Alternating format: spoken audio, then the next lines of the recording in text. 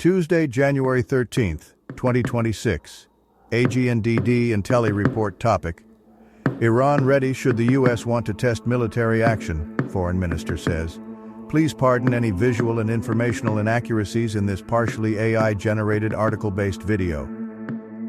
Some calls going through and reduced protest activity in Tehran. Here's the latest. From CNN's Catherine Nichols. After a communications blackout lasted for more than 4 days, we are slowly beginning to hear more from those on the ground in Iran. Here are some of the key developments in the last 24 hours. U.S. President Donald Trump announced a 25% tariff on countries doing business with Iran, effective immediately.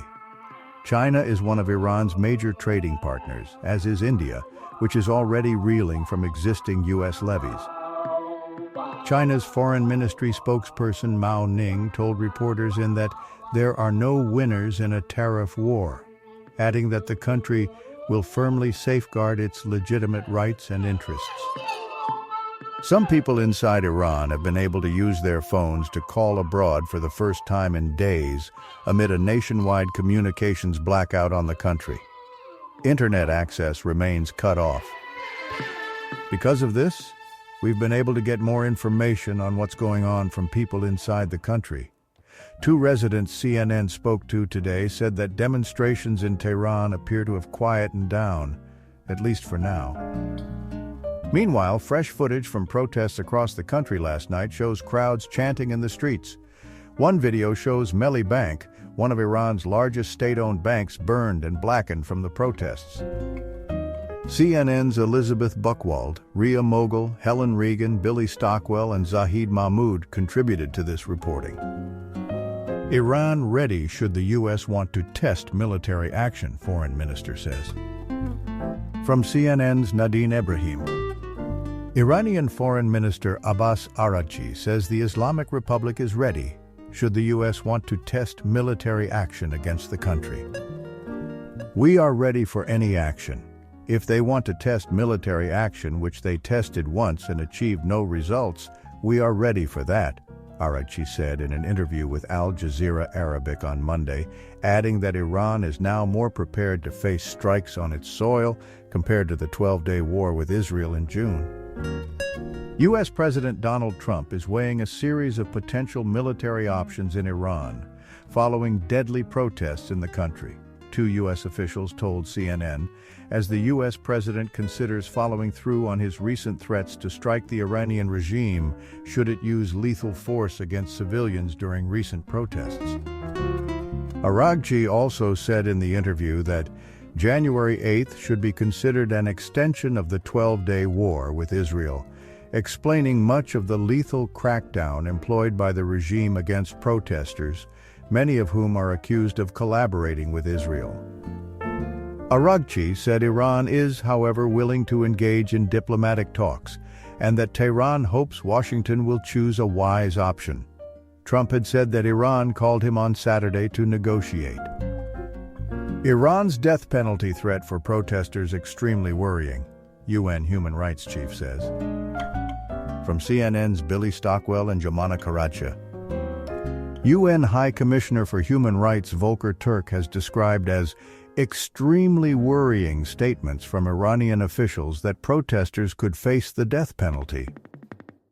It is also extremely worrying to see public statements by some judicial officials indicating the possibility of the death penalty being used against protesters through expedited judicial proceedings, Turk said in a statement published on Tuesday.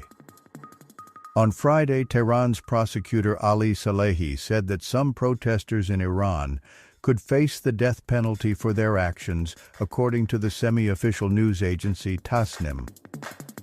Turk cited reports that several hospitals in Iran were overwhelmed by the number of casualties, including children amid the anti-regime protests across the country. The killing of peaceful demonstrators must stop, and the labeling of protesters as terrorists to justify violence against them is unacceptable, Turk said. As with Iranian protests in 2022, Turk said the reaction from Iran's authorities has been to inflict brutal force to repress legitimate demands for change. The UN human rights chief urged the Iranian authorities to halt immediately all forms of violence and repression, and called for accountability for serious violations. Footage released by pro-activist group shows protests across Iran as anti-government anger builds. From CNN's Zahid Mahmoud. As protests stretched into Monday night across multiple Iranian cities, this footage shows crowds chanting in the streets. And by morning, images of a burned-out bank were a visual reminder of anger at the government and the country's economic crisis. Video from the central city of Karaj, released overnight by pro-reform activist outlet Iran Wire, appears to show demonstrators marching and chanting, "By the end of the week, Sayyid Ali is gone." This is a reference to the full name of the country's supreme leader Ayatollah Sayyid Ali Khamenei. In Ahvaz, southwestern Iran, multiple videos show crowds marching, clapping, and chanting pro-reform slogans including, "This is the last battle, Pahlavi is coming back, and this is the year of blood, Sayyid Ali will be overthrown." In Tehran, a separate video shows a group chanting anti-government slogans. Fire was also seen around the demonstrators. By morning, more footage from the capital shows Melli Bank, one of Iran's largest state-owned banks, burned and blackened from the protests. Protest activity in Tehran appears to have reduced, residents tell CNN. From CNN's Billy Stockwell.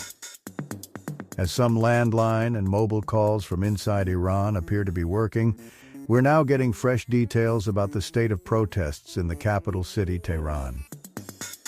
Demonstrations in Tehran appear to have quietened down, at least for now, with less protest activity on Monday than on previous nights, according to two residents who spoke to CNN on Tuesday. The situation in other cities across the country is less clear amid the ongoing internet shutdown. Cybersecurity watchdog NetBlocks said Tuesday that Iranians have been without internet access now for more than 108 hours. Over the past few days, ordinary life in Tehran has continued, the resident said, adding that intense protest activity has mostly played out at night. Just outside Tehran, a morgue overflowing with more body bags than answers. From CNN's Hira Humayun. Video of bodies lining the streets outside the Karazak Forensic Medical Center earlier this week has emerged despite Iran's internet blackout, providing a vivid view of the protests' rapidly rising death toll. CNN's Jomana Karadsha reports. Some landline and mobile calls from inside Iran appear to be working amid communications blackout. From CNN's Helen Regan. Users of some landline and mobile phones in Iran have been able to call abroad for the first time since authorities imposed a nationwide communications blackout on the country last week. Calls in the reverse direction are still not connecting, however, according to journalists working for CNN. It comes after Iranian authorities cut internet and telephone lines Thursday night local time as mass anti-government protests ramped up across the country. Internet access remains cut off, however. Cybersecurity watchdog NetBlocks said Tuesday that Iranians have been without internet access for more than 108 hours. U.S. tariff on Iran's trading partners could deal a major blow to India. From CNN's Ria Mogul and Esha Mitra. President Donald Trump's move to slap a 25% tariff on nations that do business with Iran could deal a major blow to India, one of Iran's top trading partners. The move could mean a 75% tariff on goods from India, which is already reeling from existing American levies. In the 2024-25 fiscal year, India's exports to Iran amounted to $1.24 billion, while its imports totaled approximately $440 million, according to India's embassy in Tehran. Major Indian exports to Iran include basmati rice and tea, according to the Observatory of Economic Complexity, OEC, which visualizes and distributes international trade data. Among India's top imports from Iran are fruit and petroleum products, the OEC said. Some context. Trump's announcement further strains relations between the U.S. and India. Last year, Trump doubled duties on goods from India to a minimum 50% tariff, seeking in part to punish the country for buying Russian oil. At an event on Monday, the U.S. ambassador to India, Sergio Gore, said both sides continue to actively engage in trade talks. No partner is more essential than India, he said. But while talks continue, tariffs are difficult to navigate for businesses in India. The owner of Orient Craft, a major garment factory on the outskirts of New Delhi that supplies global brands such as Gap, Ralph Lauren, and American Eagle, told CNN that another 25% will be a fatal blow. At more than 50% tariffs, trade is dead, Sudhir Dhingra said Tuesday. These are certainly very difficult and very unpredictable times. At this rate, we'll completely have to stop trading with America. I see no hope. Thank you for watching this AGNDD and Telly report, dear viewers. Please like, subscribe, and click the bell button to get notified during new uploads. And make sure to tune in next time. Stay safe and healthy. Cheers!